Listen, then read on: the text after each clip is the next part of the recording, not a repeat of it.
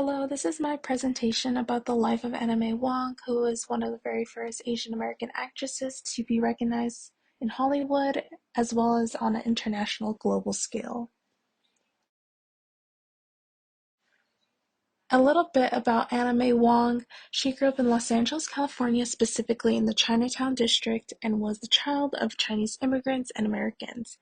Anna being the second of 8 children in her family, both of her parents were actually born in California but met in China. Her love for films began at a young age where she would actually skip school to go watch movies and films, and she landed her first film role at the age of 14 as an extra on the film The Red Lantern. Thus began her acting career where she did face many hardships and obstacles. Throughout Anime Wong's life, there were three influences that deeply impacted her life, which were economic, social, and political influences. First had a lot to do with her upbringing. There were a lack of job varieties due to language barriers and discrimination. These factors are what her parents faced, especially her mother, and most women who were Chinese Americans or Chinese immigrants were forced to work menial jobs as in garment shops, canneries, fruit orchards, and they were even asked to help with operation for their husband's business, such as small laundries, restaurants, or grocery stores. And her parents actually owned a laundromat in Chinatown. Second, socially, Anna had to deal a lot with having an identity crisis and upbringing, as well as meeting expectations of both Chinese women and Western beauty standards. They led sheltered lives at home, following Chinese traditions and assuming heavier household responsibilities and receiving less education than their brothers.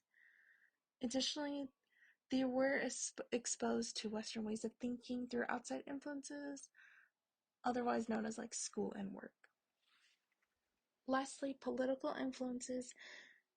Her parents were affected by the anti-Chinese movement when Congress passed the Chinese Exclusion Act, which further barred the entry of any Chinese laborers and their families, though the Exclusion Act was repealed in 1943 and naturalization rights were granted to Chinese people.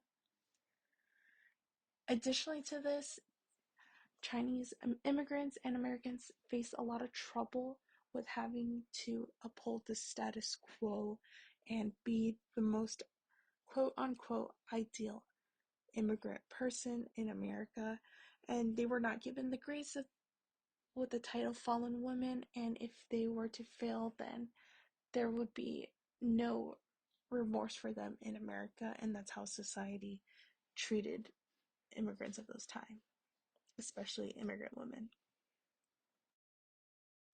And here's a little bit of the scope of work that Anna May Wong had auditioned for and played the role for in her lifetime. First, starting with The Red Lantern in 1919, which was her first film appearance as an extra at the age of 14. Second, we have The Toll of the Sea in 1922, which is her first lead role at the young age of 17, and the first film made by Technicolor.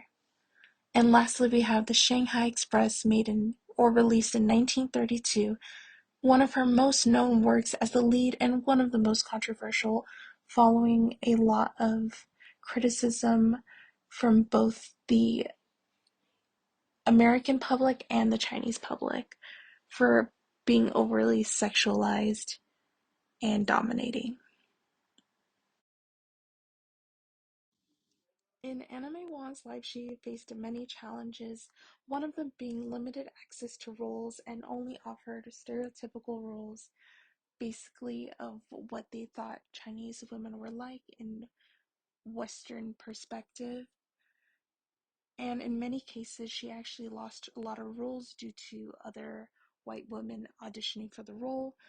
Over on this right side, we have Anime Wong and a image of Louise Rayner, who she lost the role to in The Good Earth, and she was actually told by MGM that she needed to play as a stereotypical Chinese woman, but Wong denied, thus the part was given to Louise Rayner, a white German actress, and Rayner was actually put in yellow face for her role in the film. Secondly, not sticking to traditional or domestic roles, otherwise known as acting. While there were many actresses and female actresses, it was hard enough to enter a male-dominated space, and she faced many challenges being a Chinese woman of color entering in a white-dominated field. Lastly, she was often criticized for her roles that were too sexual or that did not play the stereotypical role, and she was actually criticized by the Chinese public for her sexualization and as well as the Western public.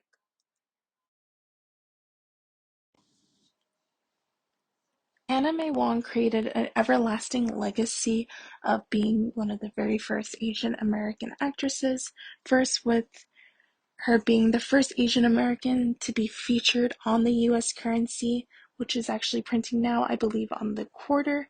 Secondly, she is the first Asian American woman to get a Walk of Fame star for her acting and for her bravery.